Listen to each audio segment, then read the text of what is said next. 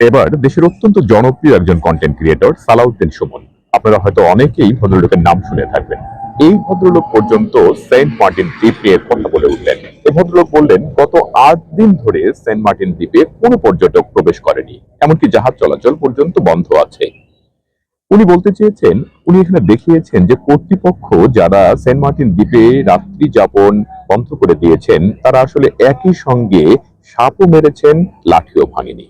অর্থাৎ দেখা যাচ্ছে যারা সেন্ট মার্টিন দ্বীপে যেতে চান, ঢাকা থেকে একজন মানুষও যদি সেন্ট মার্টিন দ্বীপে যান, তার সময় লাগে প্রায় 14 থেকে 15 ঘন্টা। সে রাত 10টায় রওনা দিলে তার পৌঁছাতে পৌঁছাতে তার যে সময়টা লেগে যায়, অর্থাৎ দুপুর 12টার দিকে সেখানে সে পৌঁছে যায়। 12:30টার দিকে জাহাজ নোঙর করে সেন্ট মার্টিন দ্বীপের উদ্দেশ্যে। সে অত্যন্ত ক্লান্ত পরিশ্রান্ত হয়ে একটা বিশাল জার্নি কমপ্লিট করে যখন সে জাহাজে করে সেখানে যায়, তারপর সেখানে সে গিয়ে আবার 3টার দিকে তাকে টেকনাফের উদ্দেশ্যে রওনা দিতে হয়। খুব কম সময় সেখানে সে থাকে। তাহলে একজন মানুষ ঢাকা থেকে এত বড় একটা জার্নি সম্পূর্ণ করে সেখানে গিয়ে সে কি রাত্রি যাপন সেখানে যদি না করতে পারেন, তাহলে কি সেখানে আর যাবেন? এর মধ্য দিয়ে যাত্রীরা আসলে সেন্ট মার্টিন দ্বীপে যাওয়ার ক্ষেত্রে আর অতটা আগ্রহ দেখাচ্ছে না। আগ্রহ না দেখানোর কারণে এমনটা হয়েছে। গত ৮ দিন ধরে সেন্ট মার্টিন দ্বীপে কোনো যাত্রী যাননি, অর্থাৎ কোনো পর্যটক সেখানে যাননি। জাহাজ চলাচলও বন্ধ আছে।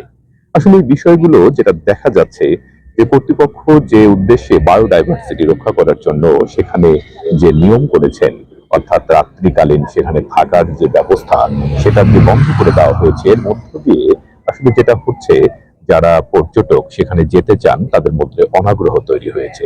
ব্যাপারটা যদি এমন হয় যে সেখানে জীববৈচিত্র্য রক্ষা করার জন্য এই কাজগুলো করা হচ্ছে, তাহলে বেশ ভালো। কিন্তু এটা নিয়ে যে ধরনের কথাবার্তা আমরা বিভিন্ন সংবাদ মহলে বিভিন্ন জায়গা থেকে শুনতে পাই, তা যদি সত্যি হয়, তাহলে একটা প্রশ্ন কিন্তু থেকেই যায়, আসলে আর সত্যি সত্যি দ্বীপটি কি আমাদের নিয়ন্ত্রণের বাহিরে চলে যাচ্ছে কিনা।